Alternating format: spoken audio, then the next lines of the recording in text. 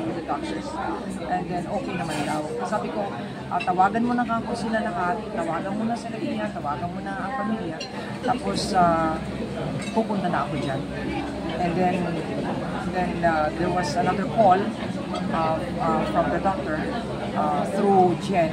Sabi sa akin, ma'am, i-intubate natin si Miss Villamayor. Sabi ko, intubate? Sabi ko, bakit? Tapos, medyo kung mahirapan, i-intubate natin. Sabi ko, hindi, I cannot decide, hindi ako ang anak, di ba? So I called up Lot. Sabi ko, Lot, please, sabi ko ganon, go to the hospital right now at text me na okay sa inyo na intubate yung nanay niyo.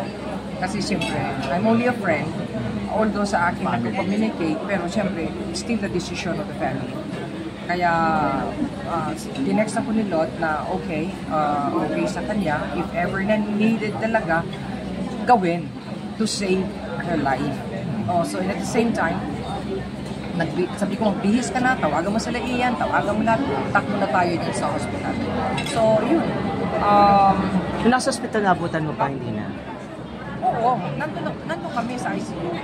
Nire-revive siya for 28 minutes. Nag-flatline siya. Anong oras to? Siguro mga 11:30. In the evening? Morning. Morning. Kasi safe na siya eh. Ibig sabihin, 9 o'clock in the evening nung nag-text siya sa akin. Okay na siya. Okay na siya. Then the whole night, okay na siya. The whole, mga 8, 9, okay siya. Parang mga 9:30 yata or 10 doon siya nagkaroon ng pain. Doon nag-umpisa lahat. Ano po sabi? Yan. Oh my God. So, the rush to the hospital, tapos nandun na rin sila, dumating na rin si Lotlot, dumating na si Patet, tapos then si Ian, nagkaroon ng family conference with the doctors, and yun. And okay naman siya, pawian siya ng buhay ng mga 9:58 in the evening, something like that. Nag-extend ho ba ng help ang PCSO or ikaw kay Ate Guy? Oo. Sabi ko sa kanya, nag-aalala siya.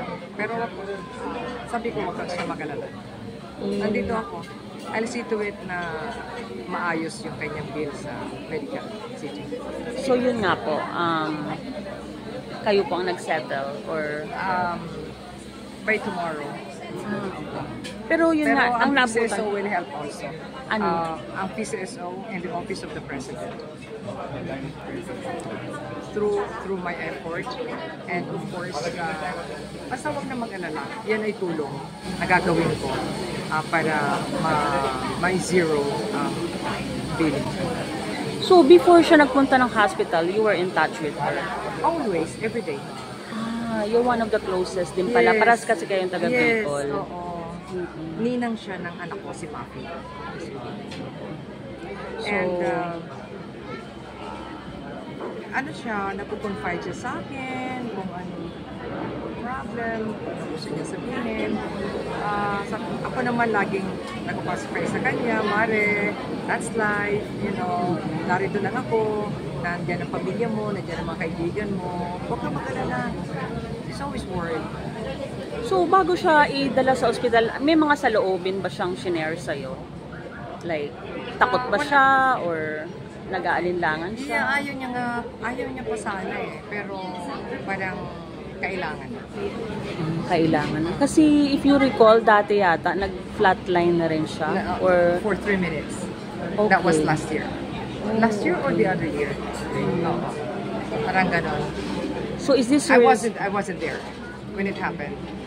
is this her second angioplasty or No, first angioplasty. Thank you. Salamat po ulit. Iniligtas mo po ang buhay ko. I love you very, very much, Mare. Sabi ko, maraming salamat sa Panginoon. Napakabait niya, Mare. Kapit ka lang sa Kanya. At narito lang ako nakamonitor. I love you too. Magpahinga ka muna. Sabi ko, mamaya ka na mag-test. Pahinga ka muna. Tama Kasi na. katakaano lang diba? Kasi we're praying, hinihingi namin na extend ang buhay niya, and all the doctors did their best para ma-save siya. Pero I always believe na kung panahon na, kung oras na, mangyayari. Kanya-kanyang panahon na, kanya-kanyang uri ng kamatayan ng isang tao. So, sabi ko nga, we just have to accept it. Lahat naman ay dadaan sa ganyan sitwasyon. Walang exception. So, tanggapin na lang, i-offer sa Panginoon at pagdasal na sana ay masayang-masaya siya sa piling ng ating mahal na Panginoon. And I'm sure masaya siya. Ang dami nagmamahal sa kanya. Kitang-kita niya yung pamilya niya, yung mga nasa media, yung mga kaibigan niya, yung mga fans, especially na riyan. Talagang kitang-kita ng dalawang mata natin. I'm sure she's just around there watching us. Mare, I know you're very happy. Although gusto mong pang mabuhay, pero we did all our best, especially the doctors, your family, we prayed. So, wala kami magagawa. Nandiyan ka na sa Panginoon. So, ikaw na lang ang magdasal sa amin lahat na narito sa lupa. So ma'am, bilang isang Bicolana, how do we continue the legacy of Miss Nora Honor? Since si Maringay ang naglagay sa mapa sa Iriga City, no? Yung aming isang siyudad sa Camarines Sur, which I was a vice governor for 9 years, doon sa sa probinsya na yun.